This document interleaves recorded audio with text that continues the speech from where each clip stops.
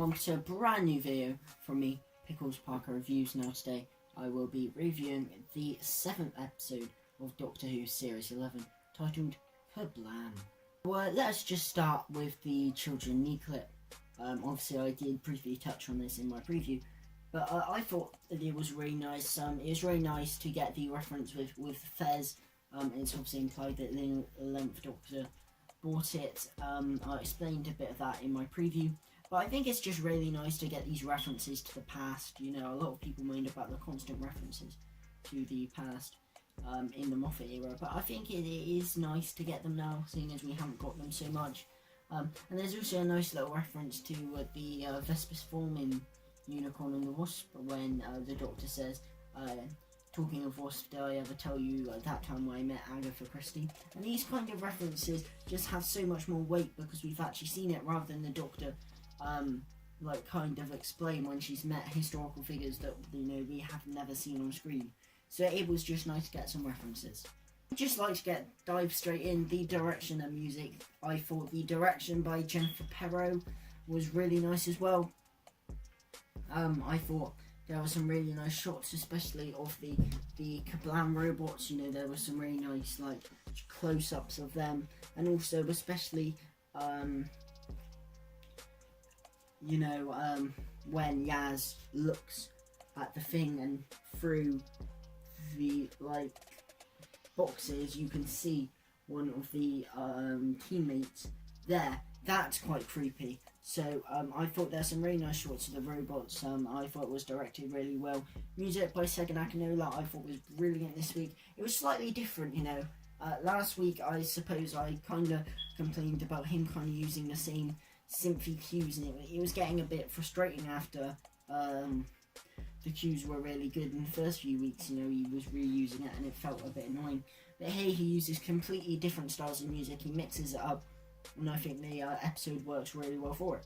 About Kerblam. Now, Kerblam is obviously a clear parody of Amazon. It's like a futuristic Amazon, and yeah, I thought the design of Kerblam was really nice. I thought how it was quite empty in like the waiting room, and you had all that stuff. I thought that was quite good. But then obviously when you get down to doing the job, which is what Yaz and the Max character are doing, you know, it's just obvious that it is just a clear, the same thing as what you get now in corporations type that, you know, nothing, it's not different, and it hasn't progressed that much. So I thought that was all quite good, and you know, I think that the concept of it just being a futuristic Amazon seems basic, but I actually thought that you know, the thing was handled really, really well.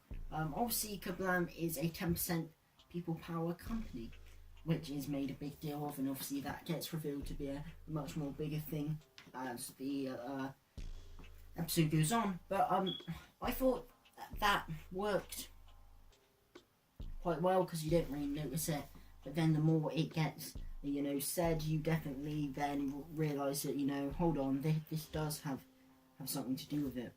And you know, I think that the moral of this story is kind of like, it's not always the technology's fault, but it's like it's sometimes the people using the technology and things. But also, you know, it's not, Lee Mack's character says that, you know, you can't blame the technology because whilst everyone was looking at the phones, the technology stole their jobs. So it's kind of like an awareness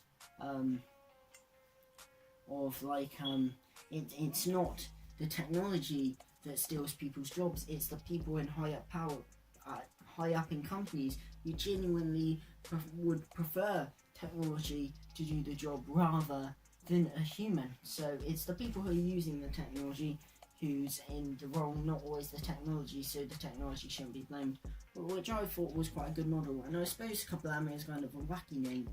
You know, it's a nice company, obviously a clear parody of Amazon, nothing that we've already seen before, nothing too original, but I thought it worked well for the story. But let's talk about the Kerblam and the kind of mascot for Kerblam. And obviously all the things are kind of modelled on this one design of Kerblam Man, the postman and the teammates as well. I thought the design of the Kerblam Man was genius because it struck a really good balance of something that is obviously genuinely really creepy, but also You know, something that is quite believable that a company would think is friendly and would have as their mascot. So I thought the design was really good, and I think it does beat certain designs that we've kind of had of kind of similar robots. So I think the design is better than the Smilers. I think the design is better than the emoji bots from Smile. It's because I genuinely think it's more believable than those things. And I think it's one of those things that it's so obviously scary, but it's understandable that something would think that's quite inviting and that's quite friendly. So I think, you know, that works. I think the voice is really good by Matthew Gravel. I think it is who did the voice. I thought it was a really creepy voice. I like how they kind of go about things. It's like, nice conversation, guys, but get back to work. You know, they kind of were very friendly in how they're doing it, but quite menacing as well. And when that one's like, I appreciate your work banter, and you know, it's like telling them to get back to work, but in friendly ways. So I thought that was quite menacing, how they are being friendly, and I thought they worked really well. Maybe we could have seen a few more bits of the robots, maybe a bit more of the Kerblam men and the teammates and postmen, maybe killing people. I do think it was in the postmen that were killing people, not the teammates. The postmen and the teammates kind of look quite similar. I believe the postmen are like the dispatch bots, you know, they're the ones that send the parcels, and the teammates are the ones that kind of keep them in order when they're working. But yeah, I think maybe a few more scenes with them would have been nice, because they were so good, and they were really menacing, and I thought the design was great, the voice was great, and it was all very good for the Kerblam man. Moving on to the supporting cast now, we have Dan Cooper, played by Lee Mack. Now, Lee Mack appearing in this episode was one of the big things, like in the preview, and he wasn't in it that much, which was a shame, because of what he was in it. I thought Lee Mack was really good. You know, Lee Mack is a really good comedian. Comedians have been in Doctor Who in the past. The most notable that I can think of, the two I'm thinking of, is in the classic series when you're John Cleese at the end of City of Death, and which is a really small part, but that is just funny. And then you have Peter Kay as the Azulbluff in Love and Monsters. You know, Lee Mack doesn't get a lot to do in this, but what he does with the role, I think it's really good. My dad said to me that anyone could have played the role that Lee Mack played, but I suppose if Lee Mack wasn't playing it, he wouldn't have cared if he died. Whereas you don't want him to die because of the kind of everyman feel that Lee Mack gives to this role. So I thought Lee Mack was really good, and he did really well with the material he was given. I would have liked him to be in it a bit more. I'm not quite sure how they could have fitted his character or into the story a bit more, but I would have liked to have seen him in it a bit more, because I thought he was really good. We have Julie Hesmond-Howell, I hope I'm pronouncing that correctly, as Judy Mannix, the head of people at Kerblam. But I thought she gave quite a good performance, actually. You know, she did seem quite hyper at the start, and you're thinking, oh, is she going to be a bit annoying? But I think she settled down, and I thought it was quite good. You did feel slightly a bit suspicious at the beginning of the character of Judy. But, you know, really, I suppose at the end, it was never really going to be her, and I thought she gave a good performance. Kira, played by Claudia Jessie, another good performance with another limited role, I suppose. She doesn't get a lot to do, but she does just come across as a very nice person, and you know, I suppose that's all her part really required. You know, she's nice to the Doctor and Ryan, and she just comes across as a nice person, really. Finally, Jarvis Slade, played by Callum Dixon. Again, he doesn't get a lot to do. Probably the weakest out of the supporting cast, but I'd say the supporting cast for this episode was very good. I think you definitely kind of, especially on a second watch, you definitely notice specifically how he's playing the character that makes you instantly know. On a second watch, you can see that he's obviously not the one behind it, even though you're supposed to think that he's the one behind it. Because of the way, because I thought it was a bit out of line when the Doctor had a go at him for saying that to Kira, that would have never happened, she would have been out there. But, you know, you can tell that he's not the bad guy because he just takes it on the chin and gets away with it. He's trying to play the like, big, tough, like, won't have no messing boss type character, type of archetypal character. But really he's not like that, and he's just trying to find out things, and you can tell that he's playing that. And it's just a subtle thing when he just turns around. You don't really think about it, but you notice it on the second watch that it's just a subtle thing that instantly he isn't the one behind the disappearances of the workers. So I thought that was a really nice subtle bit. Maybe it was a bit more down to the writing than Callum Dixon's performance, but yeah, he was alright. Finally, I'm going to talk about Charlie, Leo Flanagan. I thought this was a very good performance from him. And I think it also goes down to the clever script by Pete McTeague. I think, you can compare this story to Demons of the Punjab last week's episode. And I think it's quite a similar story in terms of the villains. It's a very clear misdirect. You've got a villain set up, but it turns out not to be. It turns out to be someone else. In Demons of the Punjab, it's with the Fajarians, and then it's with Manesh. And then in this, it's Slade, and then it's actually Charlie. But I'd say the reason why this is actually more intelligent than Demons of the Punjab is because even when it's revealed it's not Slade, you still don't think it's Charlie. But on a second watch, it's so obvious from the beginning that it's Charlie. It's set up right from the beginning. And when that robot comes into the room and starts attacking Charlie, you notice that's a clear assassination attempt from the system to try and kill Charlie. You just don't know. So, therefore, it's set up right from the beginning that Charlie is the bad guy. You can see that he's guilty right the way through. But it's done so well that it's obvious on the second watch, and it's set up so well. But on the first watch, you don't even question. You know he's good. It's done so subtly. Which I just think is great writing by Pete McTeague, a great performance by Leo Flanagan to pull that off. Whereas in Demons of the Punjab, as soon as the Fajarians aren't bad guys, you knew that Manesh killed the holy man. You instantly knew. That was one of my problems with Demons of the Punjab. It's far too obvious of a story, whereas Pete McTeague, he's taken this kind of thing, but he's made it far more subtle, and he's like woven it in. And I think the mystery surrounding Kerblam is written so well. It's so cleverly done. And Demons of Punjab on the outset looks like a story that has been written. It seems more like an intelligent story on the surface. But you go deep, you realise that it's not that well written. And that actually, it's not that intelligent. Whereas Kerblam, the basic premise is just Amazon in space in the future. You think it looks like a story that took 2 seconds to come up with, but you go beneath the surface and it's actually really intelligently written and performed. Brilliant writing by Pete McTeague. He's brilliant. You can tell he's definitely a fan writing this due to references, but his writing is really good. And it's really intelligently written, and I don't think it's been given the credits deserved from some reviews. So I think it was really good. There are also little clever things that Pete McTeague did that sets up the story. For example, when you have the group loops and the Doctor is originally going to go in maintenance, but switches us with Graham, the system was crying out for help and wanted the Doctor to go in maintenance, and then we've seen Charlie, so could have defeated Charlie, That's how clever it is. You don't notice it on the first watch, but when you rewatch it, the system, it's obvious it's Charlie. And, even down to the help slip, the system wanted help, which is why it sent it specifically to the Doctor. And that stuff with the group loops, the stuff with the assassination attempt on Charlie, it's so obvious on a second watch that it's all been set up. But on the first watch, it doesn't even, you don't even think about this stuff. Therefore, I think it's brilliantly written.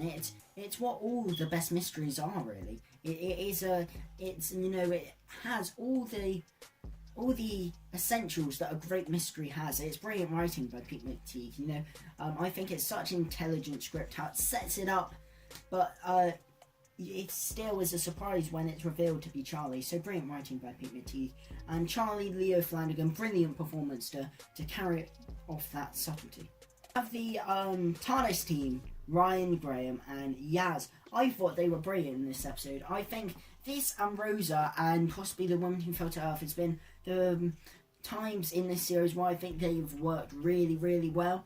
and in particular Rosa and this Kerblam, I think the TARDIS team works really well when they split up. I think it's the only way this TARDIS team can work really well, when you split up and they've all got their individual jobs to do. In Rosa, it's like Graham, he's got the bus to do, Ryan has to follow, Rosa parks home, and blah.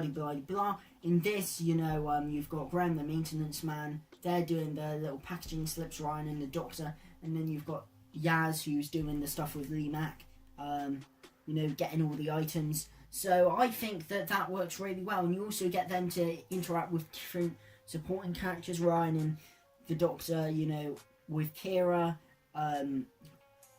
Yaz with Dan, Lee Mack's character, and Charlie with Graham.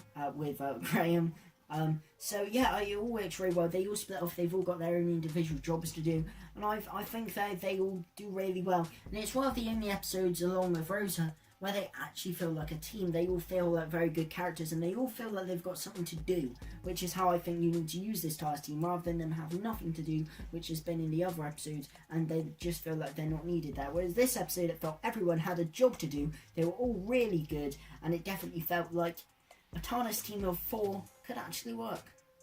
We've got the conveyor scene, which I actually think is it's a fun scene, I'd say. It adds like a really nice scene where they go, and it seems really fun. You can definitely see little kids saying, "Oh my god, I want to do this," because it did look really fun. Some of the green screen was a bit off, and there was that stupid scene when Ryan gives Charlie the high five and he just falls onto the other conveyor. But I think that it was a really nice scene. It was a really nice magical, kind of adventurous scene as well. It was nice it was with Ryan, Charlie and Yaz, because Ryan and Yaz have been the 2 companions that I think have been lacking. Graham's clearly stole the limelight, but I think they were both really good in this, especially Yaz. Despite the fact that she's had 2 quote-unquote episodes of her own, Arachnids and Demons in the Punjab, I'd say in this episode she worked the best. I'd say her conversations with Lee Mack's character, and I just thought her scene at the end, Yaz has been the best she's been all series in this episode. I think the conveyor scene, it was a really fun scene. There was that bit when Ryan mentions his dyspraxia, really just randomly. But he says that he feels worried because he says he has a coordination disorder, but he looks completely unfazed. And I've been going on about this series, but there's a golden rule in television where you show, don't tell. You show the audience, you don't tell them. But in this, and through this series, they've been constantly telling you what's going on, not showing you. And that was really not in this episode. Apart from this scene, they where Ryan just tells you about his dyspraxia. It doesn't show you. He seems completely unfazed. He's just like, by the way, I have dyspraxia, so this might be like that, because they've kind of you kind of can imagine Chimney oh shit, we forgot to mention Ryan's dyspraxia this whole series. Let's just add that line in there.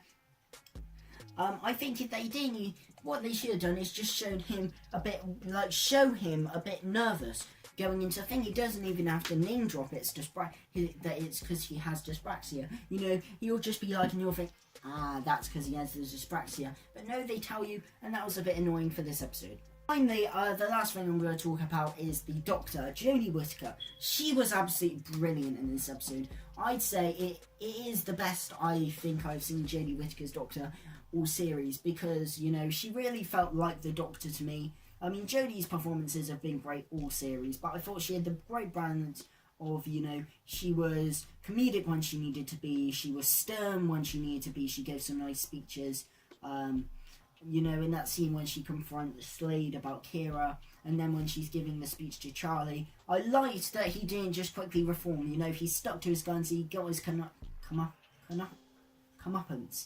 Oh god, that's a difficult word to say. I'm glad that he got his comeuppance at the end, because it wasn't a villain who escaped, he got his comeuppance. And that was nice. It was nice to get a satisfying villain death. But, that her speech, despite all of that, to Charlie, was really nice.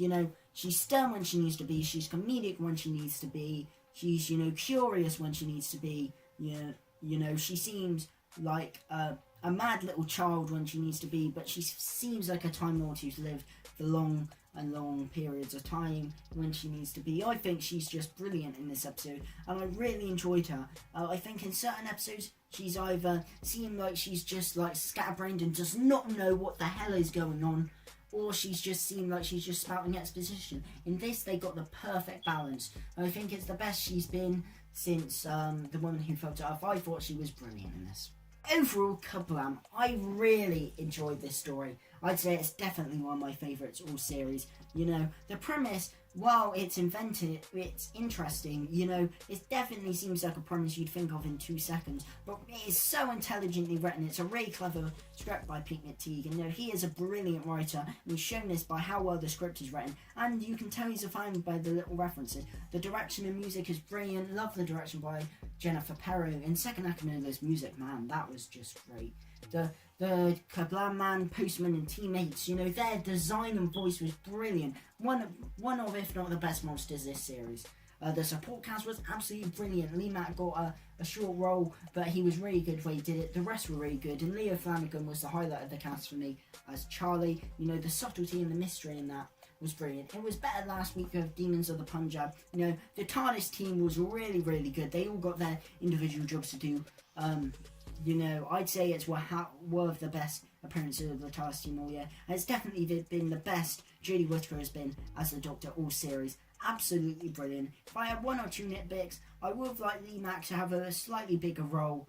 I think that maybe they could have worked Ryan Tisprachia into the story a bit better. Because it did just feel a bit like, oh yeah, by the way, it did feel a bit like Tell Don't Show, which was a bit annoying. And also I really would have liked maybe a few more scenes of the Postman being a bit more sinister. But overall, I really enjoyed it. Definitely my second favourite episode of this series, behind The Woman Who Fell to Earth. I give it another strong 8 out of 10.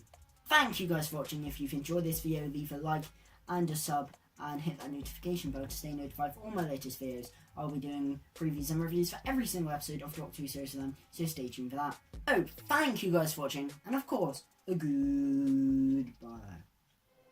What's that?